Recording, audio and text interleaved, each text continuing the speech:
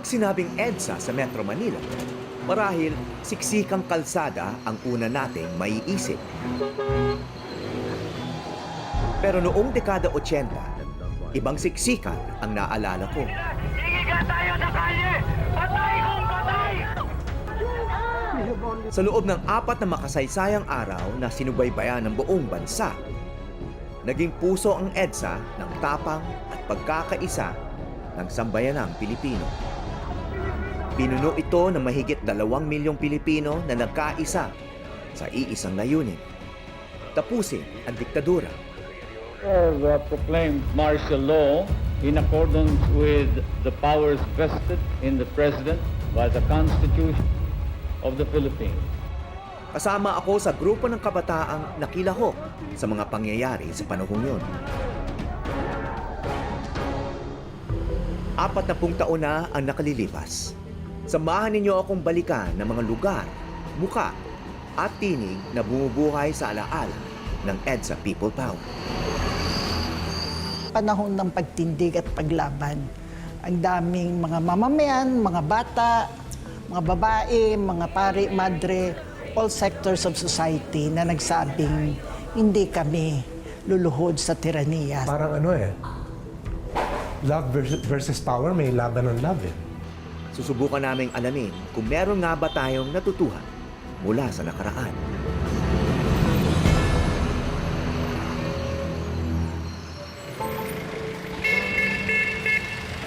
Taong 2006 sa pagdiriwang ng ika-20 anibersaryo ng EDSA People Power, nilakad ko ang kahabaan ng EDSA.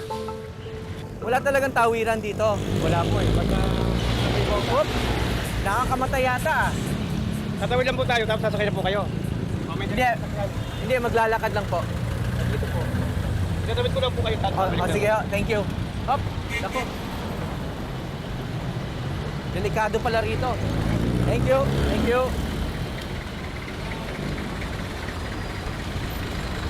Sige, Mr. Lucero. Salamat po. Sige, tutuloy na ako.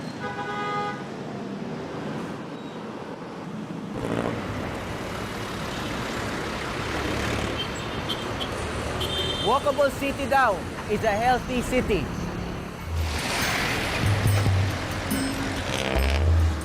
Sa aking paglalakad, iba't ibang mukha ng lipunan ang nasaksihan ko. Dito ba kayo nakatira sa EDSA? Kung saan kami abot, doon kami matutulog. Wala kami bahay tira, probinsya kami.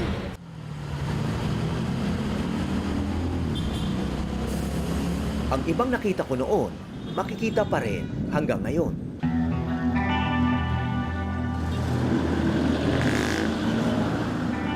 Pero ang malaking tanong, may nagbago nga ba? Meron naman akong agad na napapansin. Kung dati walang sariling puwang ang bisikleta sa EDSA, ngayon may bike lanes na.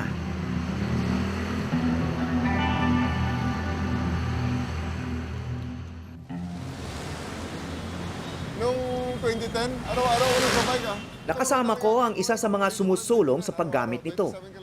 Ang nooy hepe ng Philippine National Police at ngayoy bagong General Manager ng MMDA na si Nicolas Torre.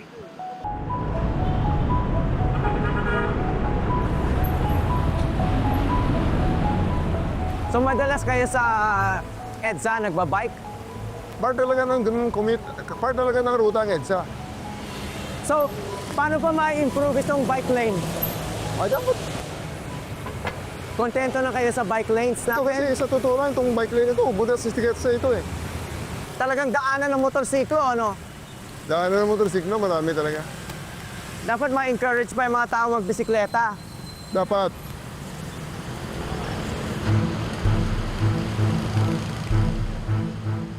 Kahit may bike lanes na, isa rin itong hudyat ng hindi pa nagbabago sa ating lipunan. Ang malalaki at mayayaman pa rin ang nagahari.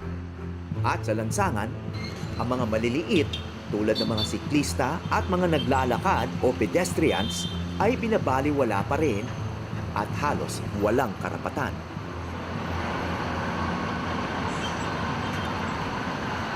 Parang karera. Paano nagkaroon ng ganong kultura o ganong kalakaran sa ibang lipunan na ang dami talaga nagbibisikleta? Sa Japan nga, mga lola pa eh. Hindi na kailangan mag-helmet dun eh dahil talagang nirerespeto yung... Paano ba tayo makakarating sa ganon? Hindi ko alam kung paano nangyari ang mga history nila, no? Pero talagang, siguro, talagang dati pa, ganyan na sila. Ngayon, kung titingnan mo, sa atin naman kasi, pag nagbibisikleta ka po ng opisina, anong sinasabi ng mga kaopisina mo? Wala ka ng pamasahe. Para tinutukso kayo, ganon. Ay, talagang, kahit nakantsaw, pero, may mga bagay na, ganun talagang pagtingin. Mula sa gitgitan at agawan sa kalsada ng EDSA, nagtungo kami sa isang intersection na minsang naging sentro ng pinakamalaking pagkilos ng taong bayan. Ito na ngayon ay ang EDSA Shrine. Dito naganap ang mga pinakapamosong pagharap ng mga karaniwang tao sa mga sundalo at tangke. Ang mga larawan ng mga sibilyan na handang magbuwis ng buhay para sa kalayaan ay nakita ng buong mundo at nagbunga ng katagang people power. Nasaan kayo noong 1986? February 1986.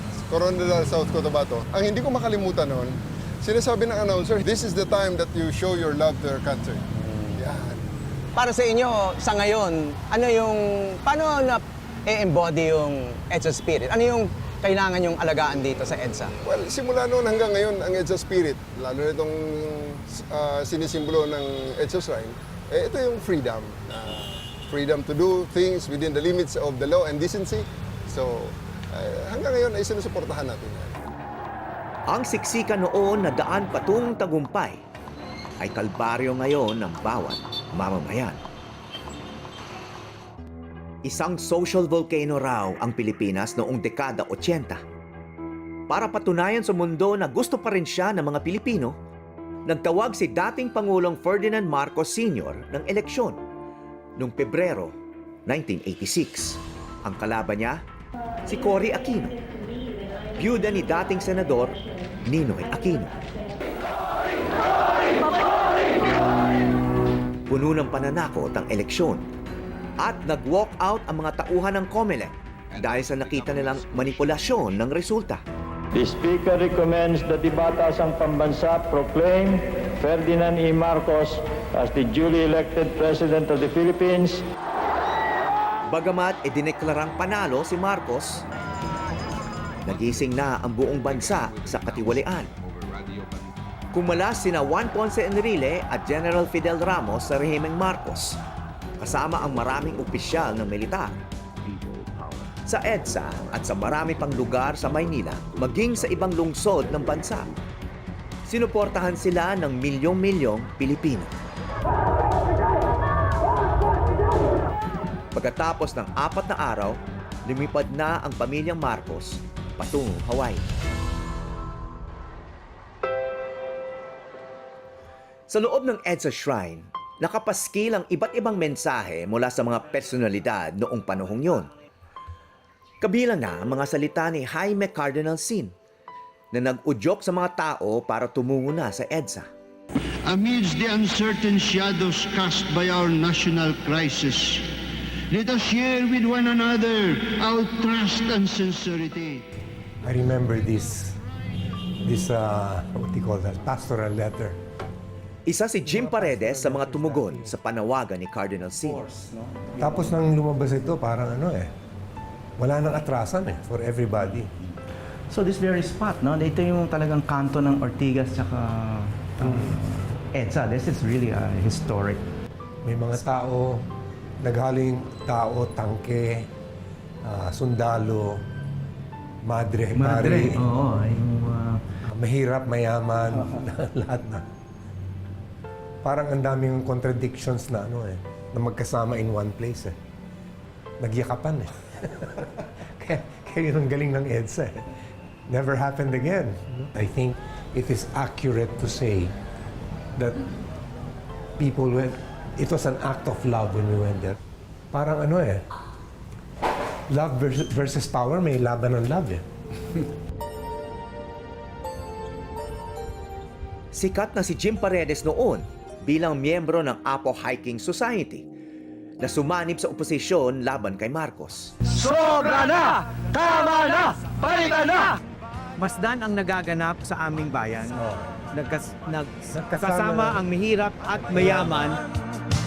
Kapit, bisig, madre, pari at sundalo. Naging langit itong bahagi ng mundo. Nandito rin ang ilang titik mula sa isa sa mga naging theme song ng People Power, ang handog ng Pilipino sa mundo. Nilikha ito ni Jim Paredes. Magkakapatid lahat sa Panginoon. Ito'y lagi nating tatandaan. Pilipino sa mundo. So sabi ko, a revolution has to have a song. You know? And sabi ko, this is my contribution. I didn't even think it was going to be famous.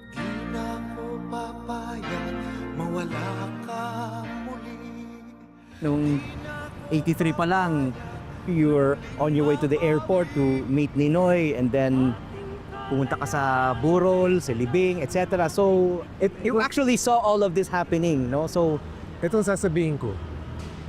Sigurado ako na mayroong mga mas magaling na siguro kung sinulat nila ito, mas maganda pa. Pero yun nga, I got the call. So swerte lang ako. It will forever be a beacon in the Philippines for Filipinos. Kasi it was one of those parts of history na we got our act together and we contributed to the world. That's why I call it a miracle. Ang kantang isinulat ni Jim Paredes tungkol sa People Power ay nagpapaalala na minsay nagkaisa ang mayaman at mahirap, mga madre at sundalo. Tila langit pa raw ang bahagi natin ng mundo. Mahirap paniwalaan ngayon na minsay diningala tayo ng mundo. Pero totoo yan. Naramdaman ko rin yan.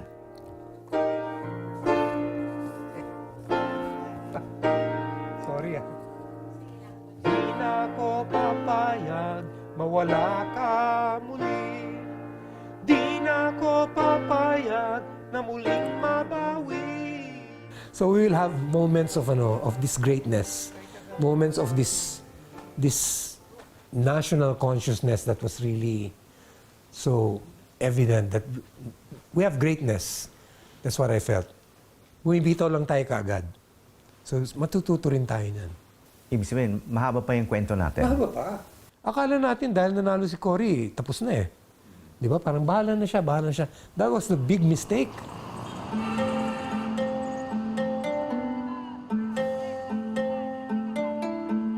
Kung 40 ka na ngayon, kaedad mo ang people power na hinangaan ng mundo. so meron bang magandang nangyari mula noon? Para sa akin, ang maganda lang doon dahil libre kain, ang daming pagkain talaga, yun lang maganda. So ano yun? May kabutihan bang nangyari dahil doon? Sa tingin mo? I think meron naman po. May change naman po na nangyari during that. Kasi nga yung history nung sa may Marcos administration, it's more on violence. That it is confirmed Mr. Marcos has left this country. May mga nagsasabi pa rin na milagro ang naganap sa EDSA. Ngunit sa totoo lang, ang people power ay bunga ng mahabang panahon ng pagkilos at pakikibaka. At ito'y nagkaroon ng mitya noong August 21, 1983. So Howie, dito ang property line. Mula dito hanggang doon, hanggang dyan, dito nagsisimula ang mis. Ito UP pa rin? UP yan. 1.4 hectares to. Ang laki. Si Chuck Crisanto, ang Executive Director ng Human Rights Violations Victims Memorial Commission, na naatasang gumawa ng isang martial law museum na binansagan ding Freedom Memorial Museum.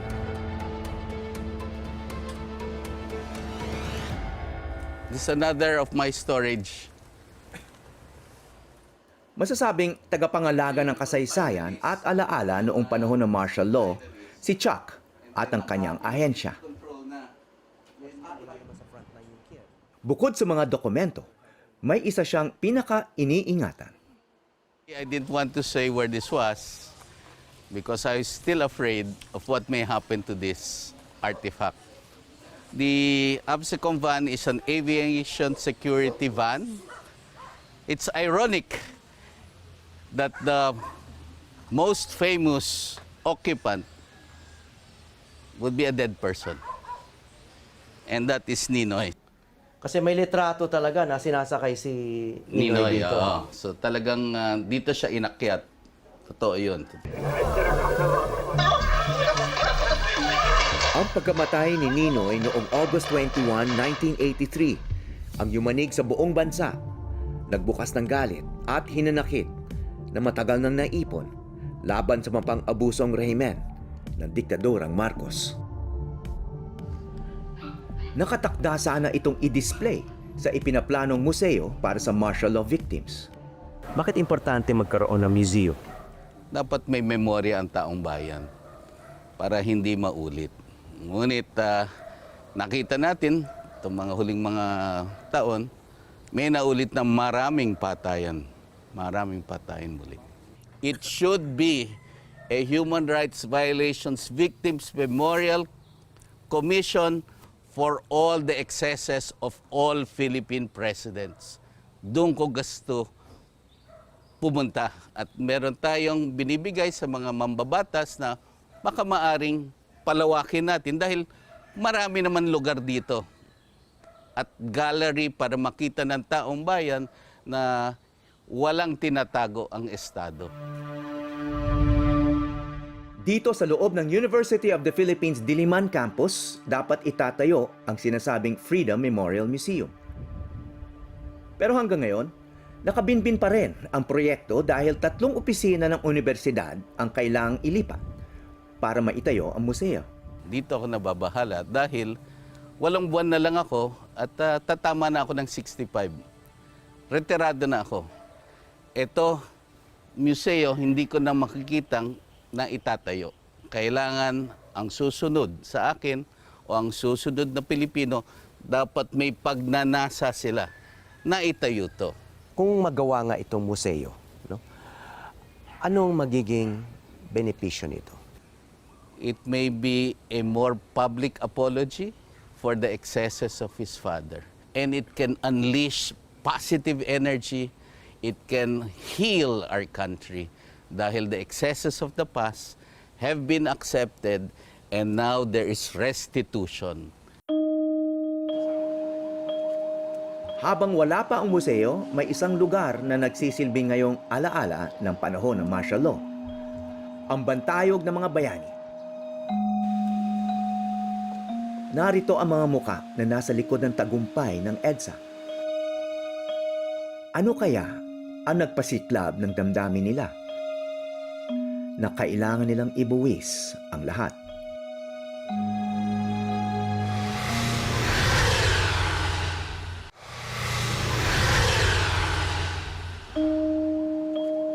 Habang wala pa ang museo, may isang lugar na nagsisilbing ngayong alaala ng panahon ng martial law. Ang bantayog ng mga bayani. Bukod sa lupa mula sa Quezon City, LGU, halos wala itong suporta mula sa pamahalaan at umaasa sa mga donasyon. Sa kabila nito, sari-sari ang laman mula artwork at mga lumang dyaryo hanggang isang modelo ng kulungan ng mga political detainee. Narito ang mga muka na nasa likod ng tagumpay ng EDSA. Mga taong kumilos at nagbuwis ng buhay noong panahon ng martial law. Napansin ko na ang babata ng marami sa kanila. Mga galing elite schools. May beauty queen, valedictorian. May mga Filipino-American pa. Ano kaya ang nagpasiklab ng damdamin nila? na kailangan nilang ibuwis ang lahat. Kita mo national eh. Ano to yung mga namatay? Oh, national. Ibig ko maganda. ito. Hindi lang estudyante. Marami sa kanila mga kapwa mag-aaral noon ni Judy Tagaywalo, na mas kilala ngayon bilang dating DSWD Secretary sa Administrasyong Duterte.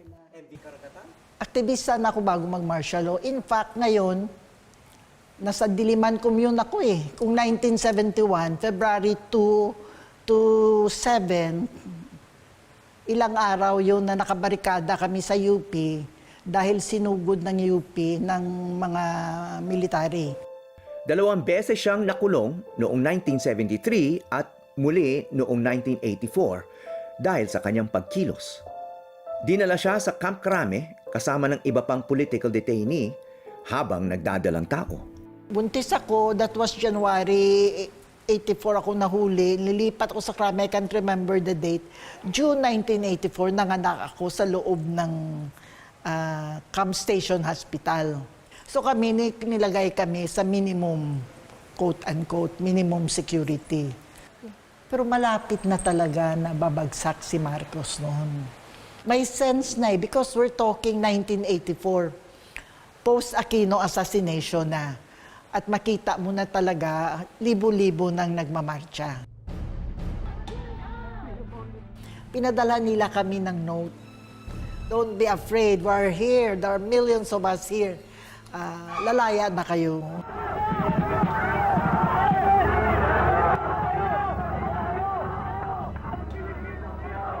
March 1, 1986, ilang araw matapos ang EDSA People Power, pinalaya sa Judy Tagaywalo at iba pang political prisoners. Should we be proud of people power in 1986?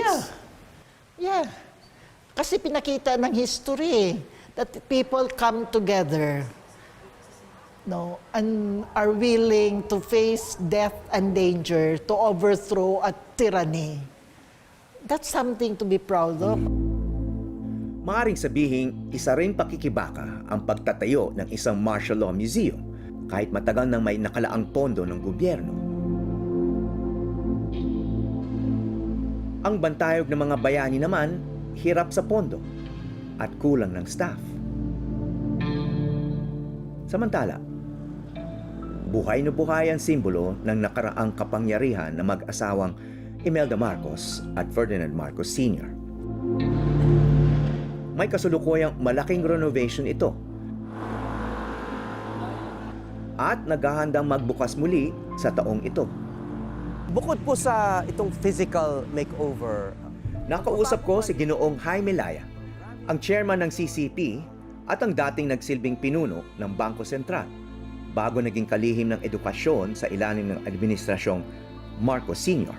It was the whole idea of Mrs. Marcos. She was the moving spirit behind it.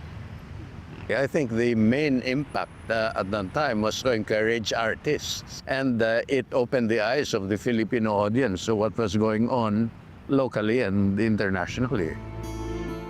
Sinubukan din naming makapanayam si Pangulong Bongbong Marcos, ngunit hindi kami pinaunlakan. Kasabay ng pagtatanghal ng sining at kultura noon sa Cultural Center, nangyayari naman ang krisis na kinahaharap noon ng bansa. but you were recruited by the Marcos Sr.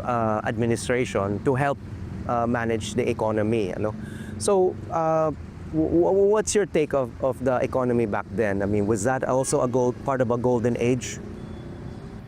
You know, it was actually a difficult time.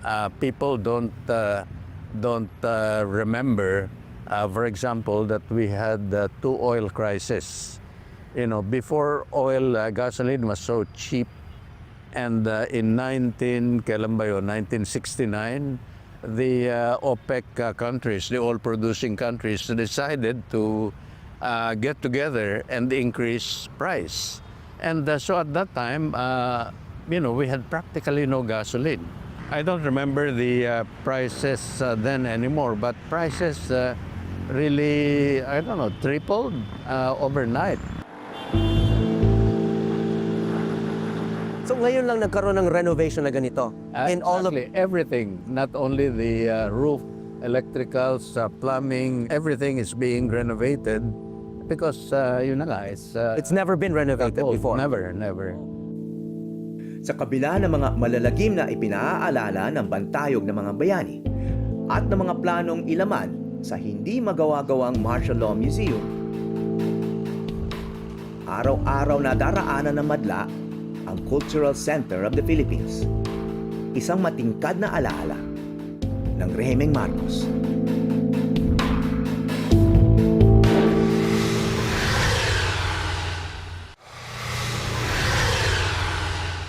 Mabuhay ang Pilipinas! Sa mga nakaraang administrasyon, isang non-working holiday ang February 25, ang araw ng People Power. Ngunit sa ika-40 anibersaryo nito ngayong taon, hindi siya idineklarang holiday ng Pangulo. Parang karaniwang araw na lang sa buhay ng kasulukuyang henerasyon. Mapalad kami na may mga nakahalubilo pa kaming mulat na noon. Mga kumilos, naglingkod, at nakasaksi noong dekada 80. Paano na kapag naglaho na ang aming henerasyon? Kailangan natin ang alaala ng panahong yon. Hindi bilang simpleng pagunita sa nakaraan, kundi bilang gabay sa kung anong kaya nating gawin. Na kaya nating magkaisa at maging inspirasyon ng mundo. Ako po si Howie Severino at ito ang Eyewitness.